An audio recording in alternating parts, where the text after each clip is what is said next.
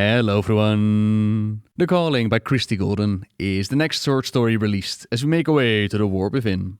This one is about Anduin Rin, and as before, I'll do a summary, a full readout, and if you want to check it out for yourself, link inscription down below. Anduin is dealing with massive trauma, PTSD, after the events of the Shadowlands, but it's not like the rest of his life has been easygoing. He no longer trusts himself around anyone, not knowing where the line might be between himself and the jailer's actions. If perhaps the exhilaration that he felt while hurting others, if it might have been a small part of himself. Nightmares, night terrors, cold sweats, the boy king is struggling and finds himself placing one foot after the other. This journey takes him to Kaltiris, in touch with Roderick Felden and his family. Anduin works for them at the mill, a nice isolated job which keeps him busy, yet Roderick is no fool and he can see the pain that Anduin is struggling with, as he himself has gone through it. Roderick was no fighter, but when they called upon anyone able to wield a weapon for the Fourth War, he was drafted as well, picked up killing easy enough. But the terrors of seeing his comrades peppered by arrows haunt him to this day. For him, it was his beloved wife Vera that he could always talk to. For Anduin, he tries to relate, offers a place to talk, but Anduin isn't ready. So Roderick apologizes and hands him a letter instead. No matter how much he might try to hide it, the good man inside of Anduin, it's still there, shining through the darkness despite all of it, befriending those others would see as foes, protecting the innocents from those who would cause them harm. Anduin is lost, but he's definitely not gone. A raid then happens during the Harvest Festival. Roderick decides this time he won't run away and saves as many as he can from the flames. He then dies in front of Anduin, who still believes he can't call upon the light, so he can't heal his friends. Instead, he promises that he'll take care of his family for him, which he does for a while. Slowly but surely he's opening up more, even offering guidance and his stories, as he's no stranger to losing loved ones. Then another raid happens, but this time he won't stand by and do nothing. This time, he picks up Charlemagne for the first time since he left the realm of death, hoping that he won't lose himself to it. He will protect the innocents and cut the brigands down. Muscle memory takes over, bloodlust running through his veins until a voice calls out, the daughter of Roderick. Foolishly, without thinking for a moment that he might hurt her, she calls to him, brings him back. And yet, there's another voice that whispers to him, whispers his true name, as he's been using an alias with the family. Azeroth is calling to Anduin, but he doesn't know that yet. All he knows is a voice is calling out. As much as he might not like it, he's needed once more. And while he still doesn't trust himself, the people he cared for do. He would let that be enough. While he struggled to find peace with the past, just as Roderick advises him to do in that letter that he left behind. It's one of the steps for Anduin's journey towards whatever they had planned for him in the War Within and beyond. Now, after that small summary, which does very little justice for the full story that's to come, here's my readout of The Calling by Christie Golden. Wind caressed the newcomer's bearded face as he permitted his eyes, so hungry for green openness and soft lands to feast. Stormsong Valley was the ancient home of the Tide Sages, mages whose mastery of water and wind had protected ships and sailors for generations. Yet the beauty of this little hamlet near the sparkling sea was not that of majestic monuments to powerful magic. Here, it was obvious one was in the breadbox of Kaltiris, where a salt spray wind whispered over barley and wheat, and the only magic was that of water and windmills, creaking from morn till night, transmuting elements to energy in service of the feeding and care of ordinary folk. The pleasant sound of the mills sang a promise of new beginnings, and the crash of the waves below, near the cave where his belongings lay bundled and buried, spoke of an ending. Anduin Rin's recent wandering had not taken him to peaceful places. He understood that he was trying to scour himself, to purge his mind and soul, to burn away his sins in places where the landscape reflected his own suffering. My friends, the ones I almost killed, they believe my hands are clean, but they don't feel clean. Years after that confession, they still didn't. Hands that had once warmed with the holy light, healed body and spirit, protected a kingdom, a world. He flexed them now. He and his hands were anxious to keep busy. As a boy, Anduin had yearned to travel Azeroth, seizing what chances he could, manufacturing them sometimes, in search of adventure. Now he sought to escape, not explore. Adrift, alone, he turned his hands to whatever would earn him that day's meal and a place to sleep, even if sleep was a capricious comfort. Slumber sent night terrors, from which Anduin would awaken screaming as often as not, rather than gifting him true rest or even simple oblivion. In a way, his waking mind was a better friend. There were many places Anduin knew his feet had trod, but he had only fragments of memories of them.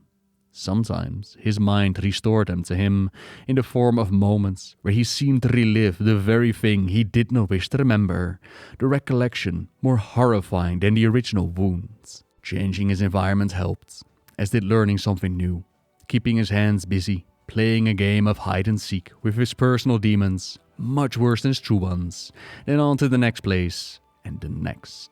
Anduin had kept to himself on the voyage to Galtiris, as he always did. He stayed in his cabin, venturing topside only when the walls of the cabin closed in and the air stank of his own fear and sour sweat. He sadly observed the sailors making knots, then fashioned his own, a skill he would take from the trip. Once the ship had docked, Anduin slipped into a dark corner of a tavern and ordered a bowl of stew. He was not amongst those who sought solace at the bottom of a tankard. He acknowledged there was some temptation in the thoughts of drinking deeply enough to drown the dreams of his body moving against his wishes, of watching his hands curl around the hilt of his father's corrupted blade. But he knew the only thing worse than living with those memories would be losing control. Anduin ate the meal without tasting it, listening to news, gossip, and who needed what done where.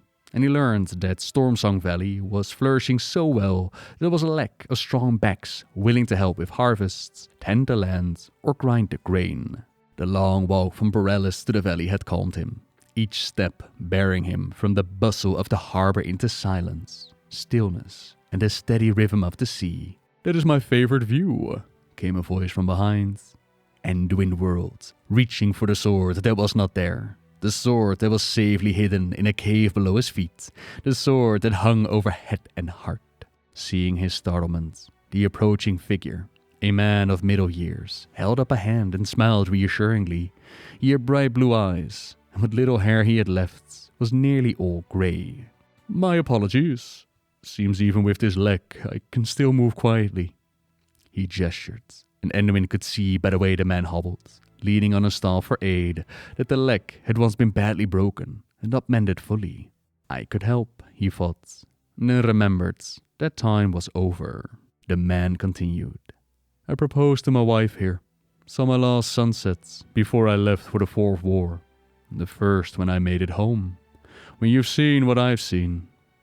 He sighed and fell silent. Anduin was glad the stranger did not finish his sentence. "Well, the heart longs for quiet, simple beauty. Things that grow and change, and things that don't. I'm Roderick Felden, by the by." Jarek. Anduin had used the alias before, starting in simpler times as a youth running from responsibility. He was running from much darker things now. I'm looking for work." "I'm looking for help. What's your calling, Jarek?"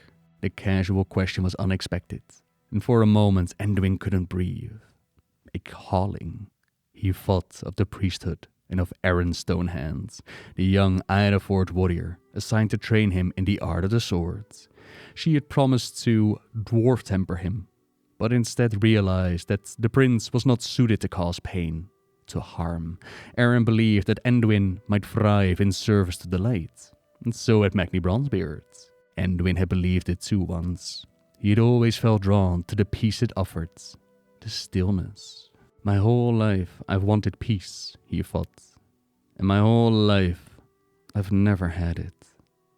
Fields by the ocean, open sky, open land, hard physical labor. Maybe this place, this job would help. Light knew, nothing else had. Anduin realized his mind had wandered, and Roderick was waiting for his answer. "I'm a jack of all trades," he said. Of Roderick's bemused gaze, he added, "I learn fast, my back's strong, and I'll work hard." Roderick took in Anduin's tattered cloak and mud-spattered boots. his unkempt beard and dirty hair. "You look like you've come a long way, son. Where have you traveled from?" Anduin bristled, alert. "Does it matter?" Roderick fixed him with a long, appraising gaze. "You seem a bit on edge," he remarked, "and hungry. Here, this might help." He reached into his pack and procured a loaf of bread. Anduin took it. The loaf was still warm, and the smell made his stomach rumble. Roderick nodded towards the windmills dotting the landscape. Their arms turned and creaked. But there was a lone watermill some distance away. A channel diverted the river stream towards a huge wheel. Bags of wheat and barley were piled high beside it, waiting to be milled, and chickens pecked industriously at stray grains. A short walk away was a small, cheerful-looking cottage, where a horse, a goat, and her kid cropped into nearby grass. "The watermill's mine. You'll have plenty of bread and goat's milk. Eggs too, if you keep the fox away. I'll work you hard, which you say you want, and pay you fairly. You'll need training, of course, but if you're a quick learner, it won't take long. After that, I'll be by once, twice a week with supplies." Roderick went over Anduin's list of responsibilities, checking the millstones, grinding the grains to flour, maintaining the machinery, taking orders. "Wait," Anduin interrupted. His throat tightened. He hadn't thought this through. The farmers will bring the grain here? How many? How often? He could hear his voice rising with agitation and feel his palms starting to sweat. He had sought isolation, but this sounded like it would provide exactly the opposite. Anduin felt himself shutting down, as if, one by one, doors inside him were closing. This place, pleasant as it seemed, didn't have the answer after all. "Oh, I used to be interrupted all the time, but I moved my family into town after the war. My wife runs a bakery now. I do all the boring work, and I'll handle the orders. I turn over the hard parts to the young and the strong." Roderick chuckled ruefully. "It was a good idea in theory, but I can't keep anyone for long. It gets too lonely, or so I hear. I'll take it." As Roderick had warned, there was training, quite a lot of it. The older man taught him how to listen to the mill, to know when something was off, and how to repair the intricate machinery, how to test the grind of the flour by the miller's rule of thumb, its feel between thumb and forefinger, and how to inspect the grindstones themselves, how to milk the goat, saddle the horse, and make a snare to catch the fox if it bothered the chickens. Anduin paid keen attention. The sooner Roderick deemed his new hand ready, the sooner Anduin would have his privacy. He was silent, except to ask or answer questions, but Roderick didn't seem to mind. He chatted amiably, mostly about his family, his wife Vera, who not only managed the bakery, but was also the baker herself, their son Ben, a decade younger than Anduin, and their daughter Cinda. "She's still a child yet, but smarter than most adults I know. Gets that from her mother." And her father smiled, his eyes full of pride. Anduin stayed silent. His own family had been nothing like Roderick's. His mother had died shortly after he was born, lost to violence. His father had been hurting, distant, and for many years, gone. When Roderick spoke of his service in the Fourth War, Anduin withdrew even further. "There weren't an awful lot of professional soldiers in Galtiris right before the war began," Roderick said, and Anduin sifted various grinds of flour through his fingers. "The majority were drafted. Most from around here weren't all that familiar with the weapons of war. We're farmers, millers, beekeepers. You should have seen me the first time I held a sword." He chuckled, and then grew serious, his eyes somber. "I learned how to use it pretty well, though." Anduin's breath caught, and his heart hammered. Bodies, wrapped in white, laid out on the weathered boards of the harbor. A pitiful few soldiers in armor waiting to board, and Gen's words. "That's the last of the soldiers. We'll be calling up farmers next." "Jarek?" Sorry, Anduin stammered, staring at his hands, clenched tightly around a fistful of flour. He let it fall and, muttering an excuse, strode quickly out of the mill house, his lungs suddenly tight and hungry for air.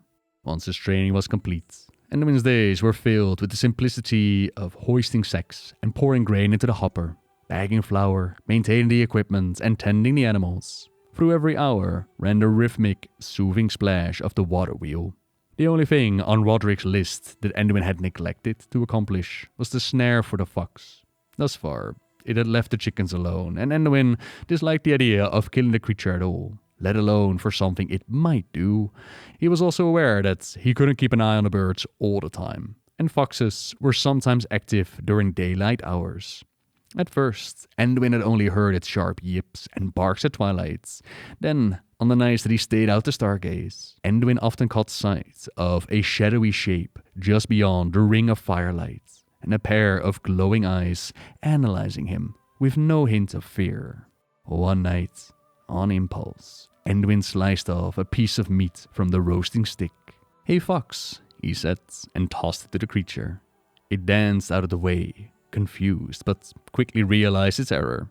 It gulped down the morsel, then darted off.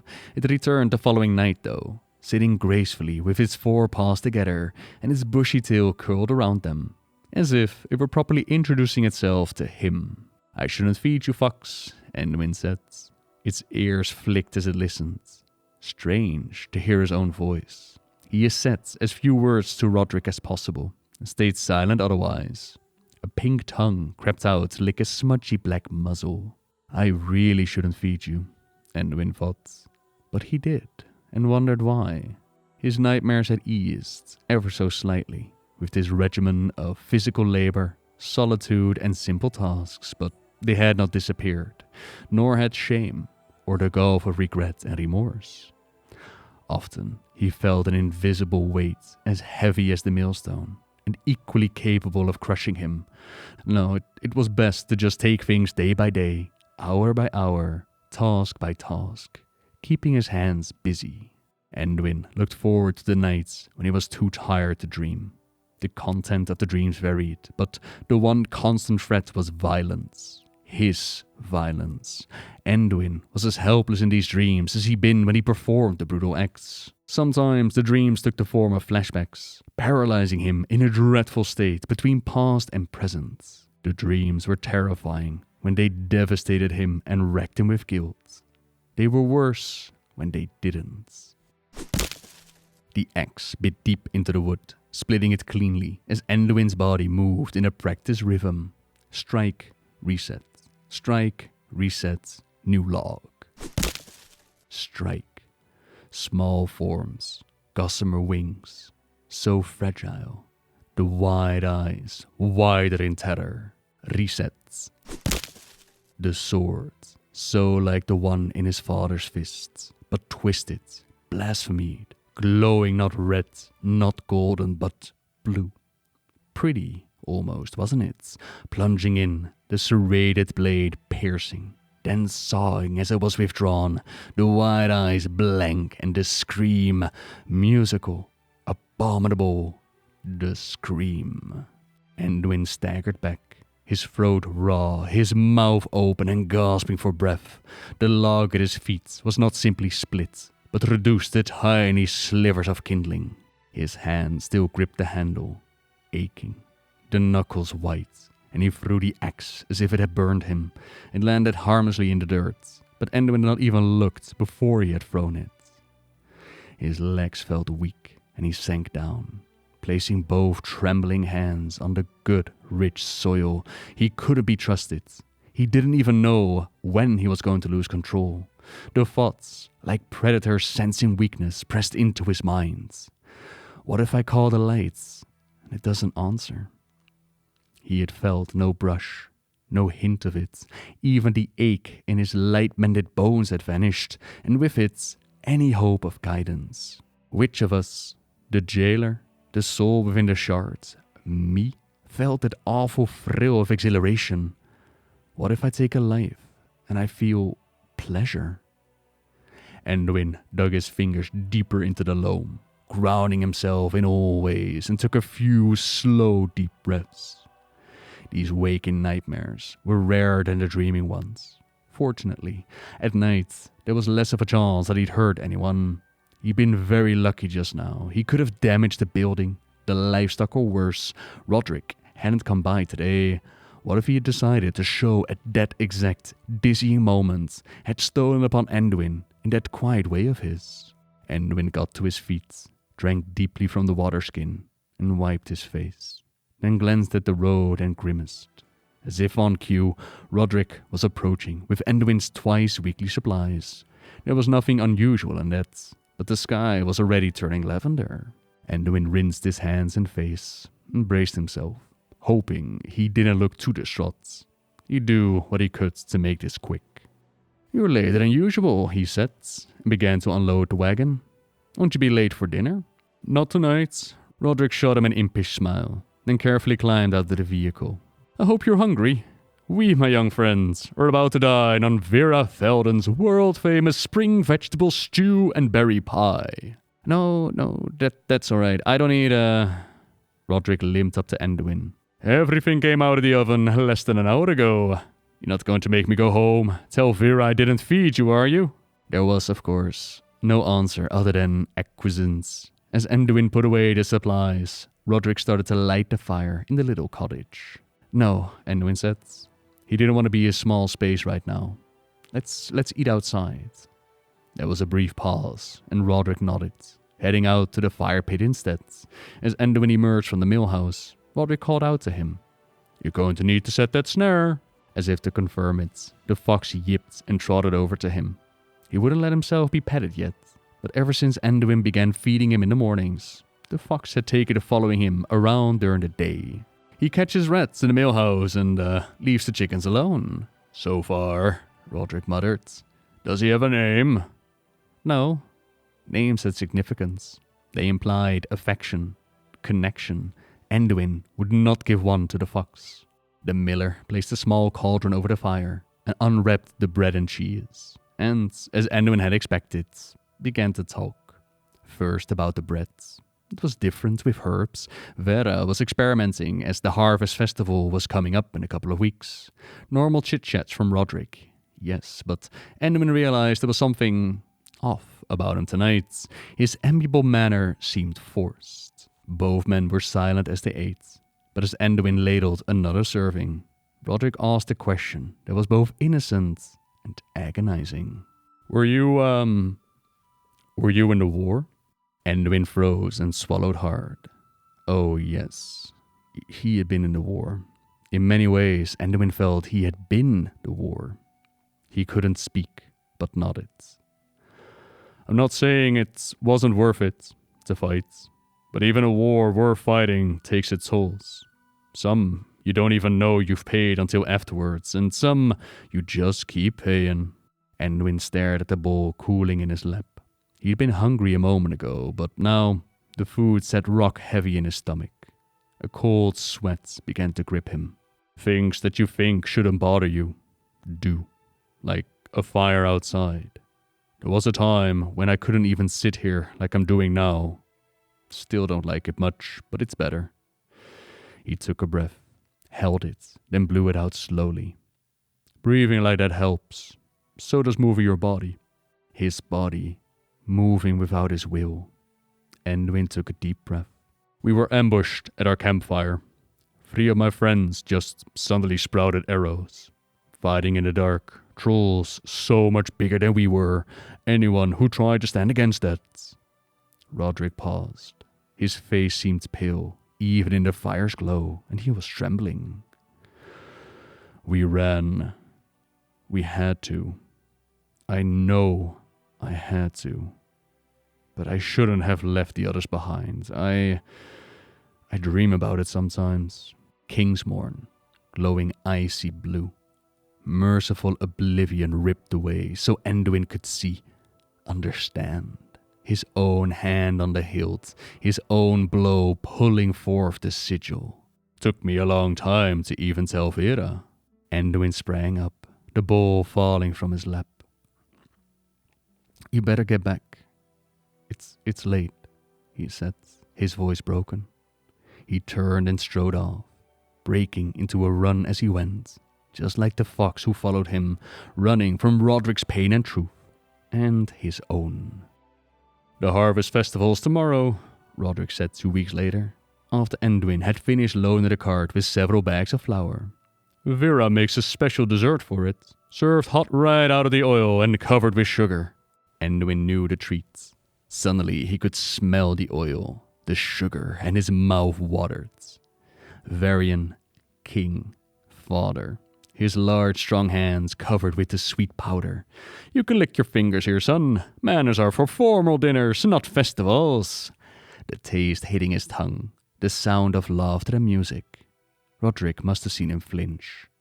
No need to come, of course, but you'd be welcome. We'll see, and we managed. And they both knew what that meant. The wagon was ready to go, but Roderick, in the front seats, did not slap the reins to signal the horse to depart, and Anduin tensed. Jarek, about our last conversation. Shame washed through Anduin. I'm sorry, No, I'm sorry. That was my error. Confused, Anduin stayed silent. Roderick shook his balding head sadly. I see me and you, Jarek. In those times when you get angry, or can't breathe, or just plain want me gone. I recognize it when you shake and sweat and seem to see things I can't. I wanted you to know I don't judge anybody for what war or anything else might have done to them. So I told you my story. Some of it, at any rate. And it made you think of your own at a moment when you weren't expecting to. Anduin, the diplomat, the peacemaker, who once would have gracefully deflected the words and promised all was well, couldn't speak. Roderick held out a folded piece of parchment. I wrote down some thoughts about my own experience. Some things I've learned that might help you. You don't have to read it. You don't have to say a word, but if you do, you know I'm here. Anduin swallowed. He stepped forward, alert and cautious, just like the fox had been at first. The parchment crackled slightly as he took it. Roderick visibly relaxed and gave him one of his easy smiles. I'll make sure Vera saves some pastries for you, he said, and clicked his tongue. The horse blew, tossed her mane, and began to trot down the road. Anduin looked at the letter, put it in his pocket unread, and lifted a sack of grain. The following day was perfect for an autumn harvest festival, crisp and bright, the sun's warmth staving off the slight chill that heralded the winter to come. Anduin spent most of the mornings inside the mill house, tinkering with the gears. He finally finished and stepped outside. Black smoke roiled in the distance as lighter smoke stained the sky. The festival. Roderick, a deep instinct, the need to help, drove Anduin's next movements, and before he quite realized what he was doing, he had leaped atop the startled wagon horse and was urging her on to top speed, toward his friends and his family. Anduin had steeled himself for a scene of chaos. Roderick had mentioned hot oil. There must have been an accident, a fire spreading from a makeshift hearth. Anduin could and would help. It was nothing so innocuous. An utter inferno raged. Through gaps in the smoke, Anduin saw that some festival structures were already consumed, and others were fiery skeletons on the verge of collapse. Even the banners were ablaze, and Anduin stared, frozen, almost hypnotized, watching a flag of House Stormsong curl and twist, blackening as flames licked it. Shapes on the ground. Bodies, Anduin realized. One just there, burned, charred, meat left too long on a spit, screams on his left as two shapes, a blanket draped over them, emerged from the black smoke, waiting, watching, safe in Stormwind, while a world tree burned, and too many tried to flee through too few portals. Anduin, startled, cried out just as his terrified horse reared and threw him. His head struck something hard. Everything went white for a moment, then dissolved into flashes of light like stars. Anduin tried to rise, but the world was spinning. He couldn't see the two figures anymore, but a third stumbled out of the enveloping smoke. Anduin thought he saw someone behind her, quickly glimpsed and quickly gone, perhaps not even there. The woman clutched an infant, shielding it as best she could. The child, born by a queen, brought to a priestess, the last survivor. The woman dropped like a stone. The baby cried, coughing, more shouting, laughter, screaming, pain thundered in his skull. Anduin clapped his hands to his ears, the gesture slicking his fingers with blood. He looked around wildly, trying and failing to focus. The coughing that wrecked his body only increasing the agony, the stench of blood and the cacophony of slaughter making his heart slam against his chest. The stars started to fade, and Anduin now glimpsed wagons filled with food and supplies, waiting out of the reach of the greedy flames. The drivers finally allowed the maddened horses a chance to run, and the wagons careened off. A few of the raiders lingered, barely visible through the smoke, wanting more sport, and then Roderick. Anduin shook violently. His limbs struggled to obey him, and his head threatened unconsciousness as he tried to rise. So he crawled, keeping his face close to the ground, trying to breathe. Everything in him shouted, "Run, run!" But he clenched his teeth against another scream and willed himself to keep going. Impossibly, more folk emerged from the fire. Some stumbled, as if someone had pushed them from behind. How were they still alive? Soot, smoke, and tears stung Anduin's eyes, and he was glad of it, glad of the pain, the blurring, so he could not see what horrors the fire had wrought upon the figures. The baby was still crying, coughing, and as someone swooped down to pick it up and flee, another figure emerged from the billowing black cloud, burned, but not as badly as the others. Something about how he moved the right leg. "Roderick!" Anduin tried to shout, but all that came out was a ragged sound. I'm not too late. I can help him. Roderick crumpled to the ground. Anduin had no memory of how he crossed the distance between him and his fallen friends. The next thing he knew, he was kneeling beside the miller, staring at the blackened flesh, the blue eyes in the sooty face, the well of blood pumping up between his own fingers as he pressed the stench to flood. To call, he gasped, pulled his hands back, his body shaking. He couldn't help Roderick. Not now. "Anduin, do something! Do something!" "I can't," he rasped over and over, his voice a sob. He reached out again to lay his hands on the wounds, to form the prayer. "It won't come. Not to me. Not anymore." Again he snatched his useless hands back, curling them into fists and pounded them on his thighs with all the force of his rage and helplessness and loathing. "I'm sorry. I'm so sorry." A whisper. "It's all right."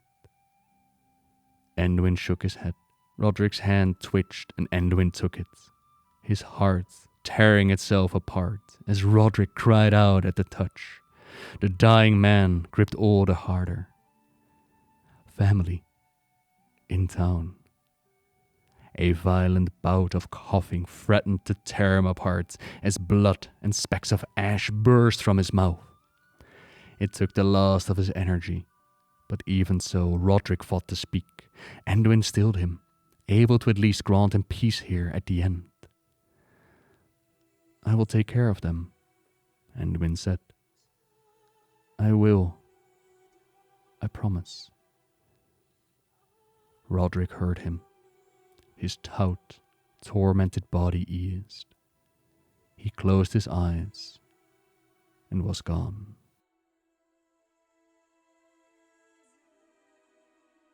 Ben Felden had his father's eyes. Also, his father's old war pistol, which was now aimed at the stranger who stood at the doorstep.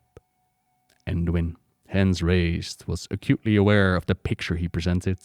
His clothing filthy with ashes and wet with blood. Roderick's blood. Roderick, whom he had wrapped in a singed blanket, placed down so gently before knocking on the Felden's door. "My name's Jarek, from the mill." Fortunately, Ben recognized the name and lowered the pistol.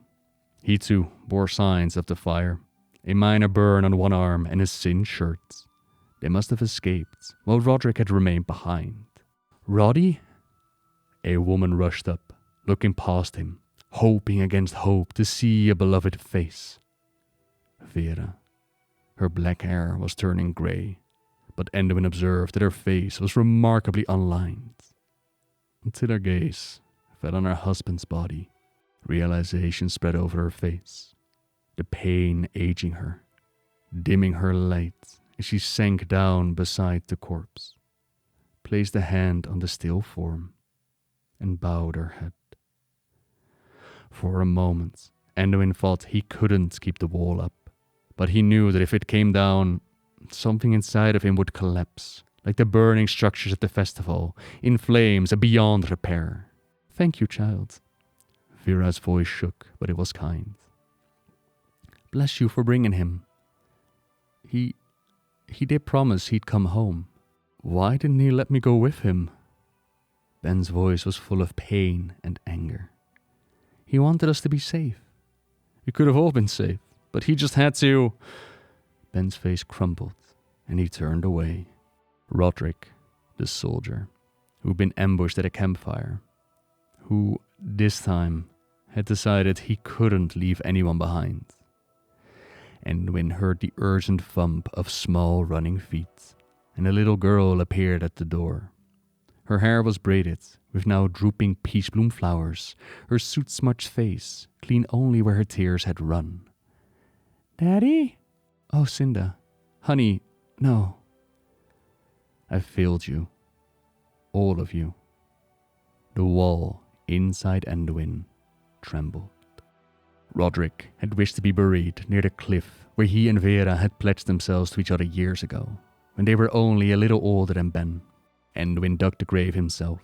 There was no need to trouble anyone else, and he wanted to do it. As he worked, he thought of his belongings, far below the 6 feet of earth that he would move.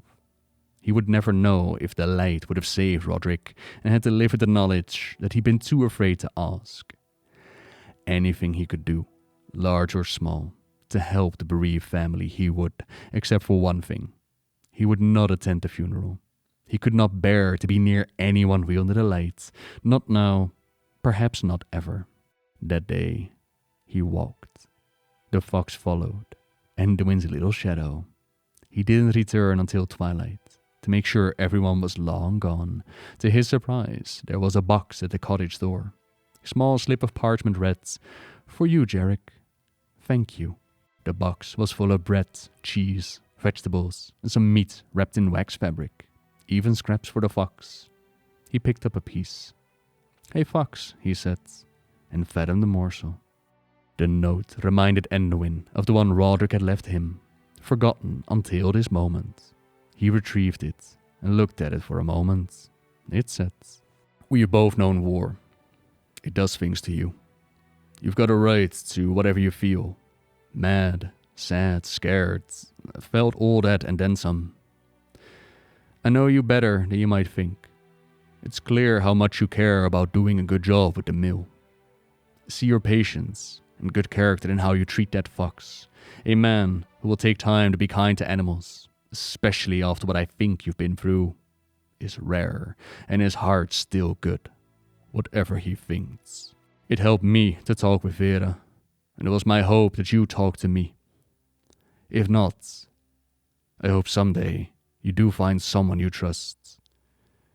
Because if you keep a lid on a boiling pot, someone's going to get hurt, and it might not be you." I guess I'll close with this. Sometimes we have to do terrible things, and sometimes terrible things are done to us. Neither makes us bad people, but we can't run forever. If you can't believe in your own worth right this moment, find someone who does. They'll hold that knowledge safe for you till you're ready to see it too. And when the darkness grabs you, and you feel like you never, ever be free of it, know you have a chance and a choice every single day to look it in the eye and call it a liar. Some days, you can't make that choice. But another day, maybe you can. Eat Vera's good food, swim in the sea, sleep and work. Do a little good when you can, how you can, for who you can, and come have dinner with us one of these days. Signed, R. Ben wanted to take over his father's task of bringing grain to the mill, but Anduin would not let him. Instead, he came into town himself for supplies. It was the least he could do for them, for Roderick. On his first trip, Vera insisted he come into the bakery for tea and small pastries. She wanted him to understand what had happened. Word of the area's bounty had reached the ears of some raiders, she said. Rats on ships. I tell you, Jarek, there's no monster in the ocean deep crueler than the ones that sail its surface. Roddy brought us home in the wagon, then went back to save as many others as he could. Said he wasn't going to run this time. She bit her lip. If we did have to lose him, I hope he was able to, before... He was, Anduin said quietly. He did. He saw her brow relax, only a little, and knew the words had given her a little bit of peace. Over time, a new rhythm and routine took form. Anduin still worked in the mill, but at dusk, more often than not, he would sit beside his friend's grave. The fox accompanied him, nestling against him. Sometimes Anduin would speak, as if Roderick were still there, listening, quiet confessions, questions that Roderick would never answer. Other times, angry outbursts, where he'd reread the letter and remember to breathe. On his visits to town, Anduin would occasionally help Ben with paperwork, or loading and unloading the wagons. Now and then, Vera asked for assistance kneading the dough. After a while, Anduin realized she'd sneakily taught him how to bake. She and Ben wanted to talk about Roderick, which Anduin resisted at first, but over time he realized he wanted to hear those stories. They were little ones, mostly, a brilliant quip at the right time, patience with a child's rebelliousness, a Hollow's End costume gone awry. Only Cinda seemed disinclined to talk about her father. Vera confided to Anduin that she was glad that Cinda had been so young when it happened. Less to miss, Vera said with a sad smile, but Anduin had often visited Stormwind City's orphanage. He had spent time with refugees who had fled to his city after their home had burned. Intimately familiar with the strange ways of grief and guilt, he wasn't so sure about Vera's statements. He wanted to believe she was right, but that fragile hope was dashed one deceptively calm morning, along with a teapot Cinda grabbed and hurled to the stone floor. "Cinda!" Vera shouted. "That was a wedding gift from your father." "I know," Cinda shrieked back. "He's not here to care about it, so why should you? He didn't care about us." She seized one of the matching teacups and hurled it to the floor as well, deftly eluding her mother's grasp and racing outside. "Cinda!" Vera cried, starting after her. "Let her go," Anduin said, and Vera turned, looking at him sharply. "I know what she said is hurtful, but let her feel what she needs to." And Vera softened. Surprising himself and her both, Anduin continued. "My mother died when I was a baby. And my father, his throat was tight, but something inside him pushed to keep going. Something happened to him, and he left when I was around Cinda's age. He came back, things were better, but it's hard to understand complicated situations when you're so young. She'll come back, and she'll talk to you when she can. She knows you. Love her was what he wanted to say, but couldn't." Vera's sweet smile returns. "You're right. Hard to remember to breathe when you're in the thick of it. You're a good man, Jarek. Roddy was right about you. You're welcome here anytime." He stammered his thanks and departed. On his next visit, he brought the fox with him. The animal was skittish, but Anduin knew a way around it. Plucking a berry from a bowl on the table, he said, "A fox." That got Cinda's attention, and the berry rapidly vanished into the fox's mouth. "I like berries too," Cinda said, delighted, and quickly emulated both the fox and Anduin, popping some berries into her mouth while offering a handful to the appreciative creature. "No berry pie today, I guess, but it's worth to see her smile," Vera said, smiling herself. "Come sit with me for a moment, Jarek. Tell me what you think of this. It's got honey and flowers in it." The little roll looked small in his large palm. It smelled wonderful, and for the first time in a while, Anduin felt real pleasure at the flavor. He finished it in 2 bites. Vera's eyes crinkled, and she handed him another. "He likes you," Anduin said to Cinda. The fox was presenting his white belly for the girl to rub. When she did, the fox squirmed with delight, emitting a high-pitched, squeaky cackle. "He is laughing," Cinda said, laughing along with him. Still grinning, she looked up at Anduin, and her smile turned a bit sad. "Mama told me about your mama and papa. I'm sorry. Surprised, Anduin looked over at Vera. It helped, Vera said, for her to hear that. I miss Papa a lot, Cinda said. She was still petting the fox. Mama says that won't go away, but it will get easier. And we have each other. She looked at Anduin, sad but smiling. Don't we? Don't we? Anduin was about to reply when he realized that she was including him. Oh no, little one. No, I don't. One day, I'll let you down too, just as I have everyone else. Time passed. Anduin worked, keeping his hands busy. The nightmares dwindled further, becoming rare. The anxiety that sometimes descended out of nowhere eased its grip on his soul, and the flashbacks, those shattering raw moments of hellish memories seeming far too real, all but ceased. In the end, as part of him had always known would happen, it did not last. They would die at his hands, his friends, those who believed in him, who were trying to save him. He had failed them. The smoke, the infant crying, calling for help as best it could. Time passed. Anduin worked, keeping his hands busy. The nightmares dwindled further, becoming rare. The anxiety that sometimes descended out of nowhere eased its grip on his soul, and the flashbacks, those shattering raw moments of hellish memories seeming far too real, all but ceased. In the end, as a part of him had always known would happen, it did not last. They would die at his hands, his friends, those who believed in him, who were trying to save him. He had failed them. The smoke, the infant crying, calling for help as best it could. Anduin bolted up. The crying was coming from the fox, who whimpered and pawed at him. His ears were flat against his head. Something was very wrong.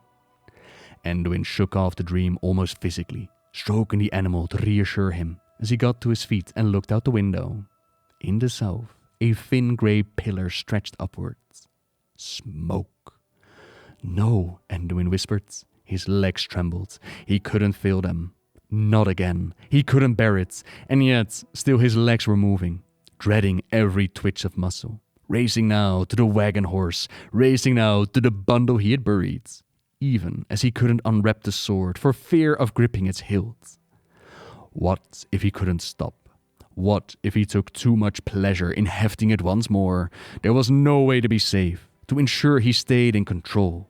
And still he rode for the village, for Vera and Ben and little Cinda, and the promise he'd made to a man who understood him, who trusted him when he had no reason to. When he couldn't know what Anduin had done, how he had so deeply betrayed his every charge and duty. At the festival, the smoke had been black and oily, and the buildings all but gone by the time Anduin had arrived. This time, everything was different. Only a few structures were burning, and the raiders were clearly only beginning their assault. The cacophony was the same though.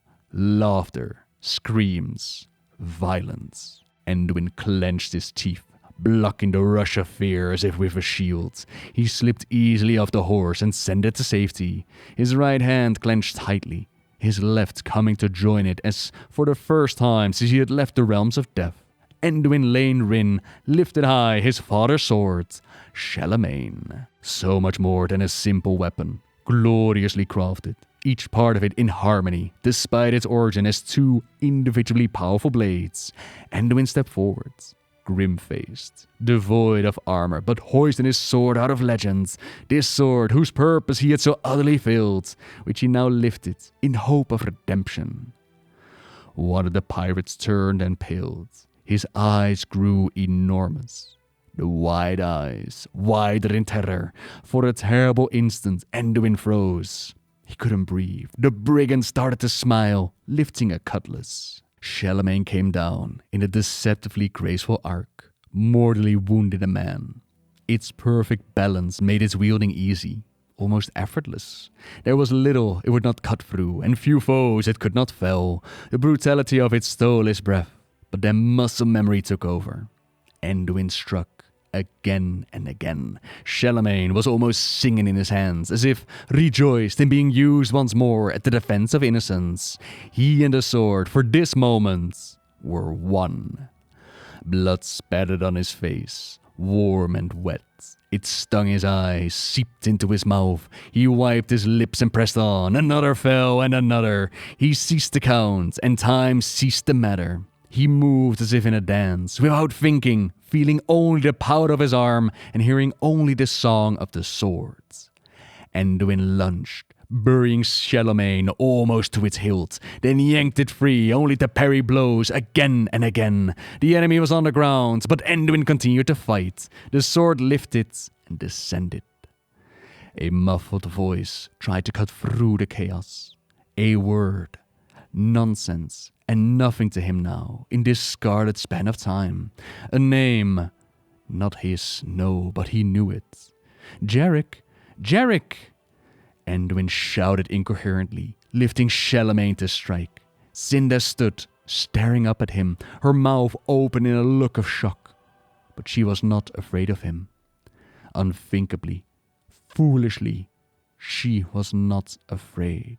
And she squeezed his arm, saying things he could not understand, but were gentle and comforting. Anduin.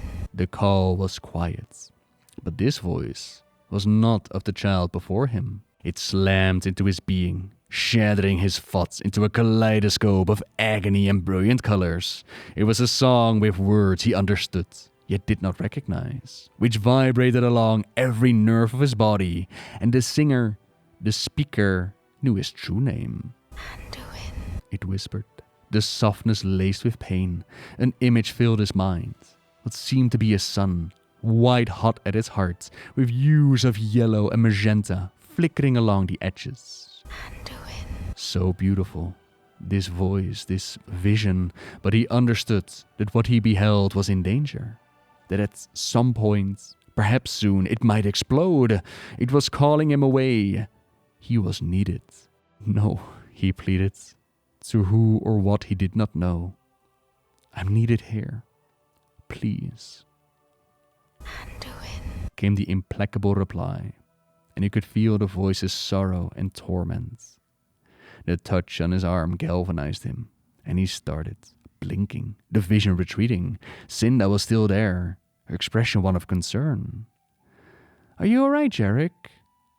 Anduin looked at the bodies littered around him, at Vera and Ben, who huddled together, looking at him with sympathy and gratitude, at the shocked faces of the townsfolk. There was no more screaming or shouting. Anduin had brought silence. How many had he killed without even... He stared at Charlemagne, seeing it as if for the first time. There was no light moving in the blade's curve. No gold, but at least blessedly no icy blue. The sword clattered to the street as Anduin dropped to his knees, gasping, staring at Cinda. Why did you come to me? I could have killed you. She smiled a little. Because I knew you wouldn't. Anduin's eyes filled with tears.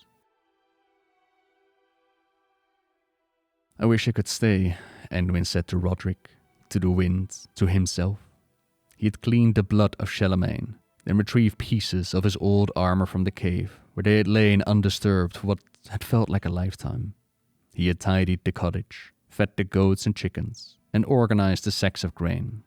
Now he sat beside his friend's grave, clad in armor, with Charlemagne on his right, and the fox, eyes closed as Anduin scratched his ears, on his left. But I know you would understand. Thank you for everything you've taught me. He gripped Roderick's letter, then tucked it into his pocket. Suddenly the fox sat up, alert, and gazed towards the road before running towards it. Anduin thought he had made his goodbyes to the Veldens, after Cinda, in her innocent faith, had broken the spell that violence had held on him, for the moment, but he was not altogether surprised to see Roderick's wagon coming up the road with all 3 Veldens on it. You're a fool if you think we're letting you go without proper food and supplies, Vera said, as Ben brought the wagon to a halt, and Anduin stood.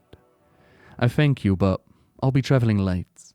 My pastries are light, Vera countered, and Anduin couldn't disagree. Jarek, Ben said. That's swords. Plenty of wandering adventurers fight with swords, Ben, Vera said swiftly. You know how your father hated anyone prying? It's alright, Ben. And oddly it was. It didn't matter now if someone recognized him or Charlemagne. Can't you stay, Jarek? Cinda asked, racing to him. When he shook his head, she said, Will you ever come back? I cannot stay, he said, and he knew nothing about what awaited him, who or what was calling to him or what it wanted, only that it was in pain and needed help, and so he would go.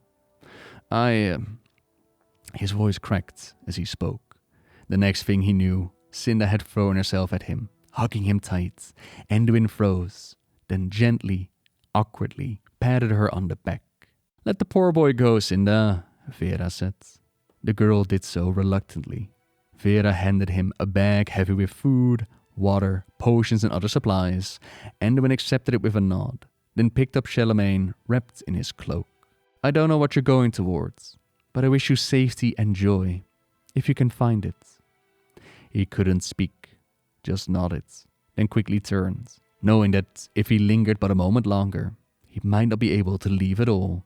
He had scarcely gone 3 steps when a red blur sped towards him and nearly knocked him down. Anduin broke.